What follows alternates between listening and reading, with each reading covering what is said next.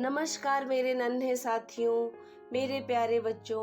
अनुपम पाठशाला में आपका हार्दिक स्वागत है। बच्चों, इधर कई दिनों से आपने कहानी नहीं सुनी। मैं जान रही हूँ आप कहानी सुनना चाह रहे हैं, आपको कहानी का इंतजार है। आज मैं अपनी कहानियों की पोटली से बहुत ही ज्ञानवर्धक कहानी आपके समक्ष प्रस्तुत करने जा रही हूँ। मेरी आज की कहानी आपको बहुत पसंद आएगी, मैं ऐसी उम्मीद करती हूँ। आज की कहानी का शीर्षक है बच्चों डमरू। पर हाँ बच्चों, इतना जरूर कहूंगी कि अगर आपने अभी तक मेरे चैनल को सब्सक्राइब, लाइक, शेयर ना किया हो तो प्लीज जल्दी से इसको कर दीजिए। और अब चलते हैं बच्चों सीधे कहानी की ओर।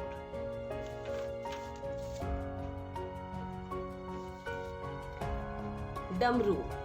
एक बार की बात है, देवताओं के राजा इंद्र ने किसानों से किसी कारण से नाराज होकर 12 वर्षों तक बारिश न करने का निर्णय लेकर किसानों से कहा, अब आप लोग 12 वर्षों तक फसल नहीं ले सकेंगे। सारे किसानों ने चिंतातुर होकर एक साथ इंद्रदेव से वर्षा करवाने की प्रार्थना की। इंद्र ने कहा, यदि भगवान शंकर अपना डमरू बजा देंगे तो वर्षा हो सकती है।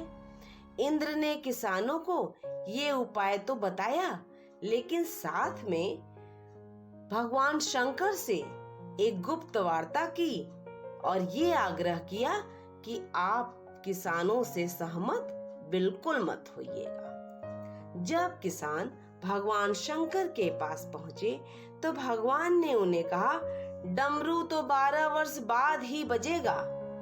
किसानों ने निराश होकर 12 वर्षों तक खेती न करने का निर्णय लिया। उनमें से बच्चों एक किसान ऐसा था जिसने खेत में अपना काम करना नहीं छोड़ा। वो नियमित रूप से खेत जोतता, निराई करता, गुड़ाई करता, बीज बोने का काम सब करता। ये माजरा देखकर गांव के किसान उसका मजाक उड़ाने लगे। कुछ वर्षों बाद गांव वाले इस परिश्रमी किसान से पूछने लगे, जब आपको पता है कि 12 वर्षों तक वर्षा नहीं होने वाली है, तो आप अपना समय और ऊर्जा क्यों नष्ट कर रहे हो? उस किसान ने उत्तर दिया, मैं भी जानता हूँ कि 12 वर्ष तक फसल नहीं आने वाली, लेकिन मैं ये काम अपने अभ्यास के लिए कर रहा हूँ, क्योंकि 12 साल कुछ न करके मैं खेती किसानी का काम भूल जाऊंगा।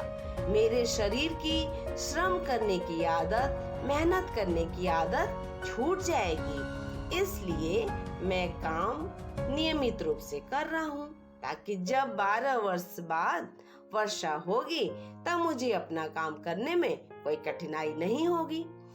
ये तार्किक चर्चा माता पार्वती भी बड़े कौतूहल के साथ सुन रही थी। बात सुनने के बाद भगवान शिव से सहज रूप से बोली, प्रभु आप 12 वर्षों बाद डमरू बजाओगे, कहीं ऐसा न हो कि 12 वर्षों बाद आप डमरू बजाना ही भूल जाएं। माता पार्वती की बात सुनकर भोले बाबा चिंतित हो गए। अपना डमरू बज रहा है या नहीं, ये देखने के लिए उन्होंने डमरू उठाया और बजाने का प्रयत्न करने लगे। जैसे ही डमरू बजा, बारिश शुरू हो गई। जो किसान अपने खेत में नियमित रूप से काम कर रहा था, उसके खेत में भरपूर फसल आई। बाकी के किसान जो हाथ पर हाथ रखे बैठे थे, पश्चाताप करने के अलावा उनके पास कुछ न बचा। तो बच्चों, मैं भी आपसे यही कहना चाहती हूँ कि आप भी हाथ पर हाथ रखकर बैठे मत रहिए, निरंतर अभ्यास करते रहिए। पढ़ाई एक ऐसी चीज है जो एक दिन में नहीं होती है, जैसा कि आप लोग परीक्षा के समय में करते हैं। एक दिन कोई भी काम करके या पढ़ाई करके कभी भी किसी को सफलता नहीं मिली आपको भी अपने काम में निपुणता लाने के लिए या सफलता लाने के लिए निरंतर अभ्यास करना होगा, और यह निरंतर अभ्यास की सीढ़ी ही एक दिन आपको आपकी मंजिल तक अवश्य पहुंचाएगी और सफलता भी अवश्य दिलाएगी। तो बच्चों, आज से ही या यूं कहें अभी से ही आप सफलता पाने के लिए निरंतर अभ्यास करना शुरू कर दीजिए।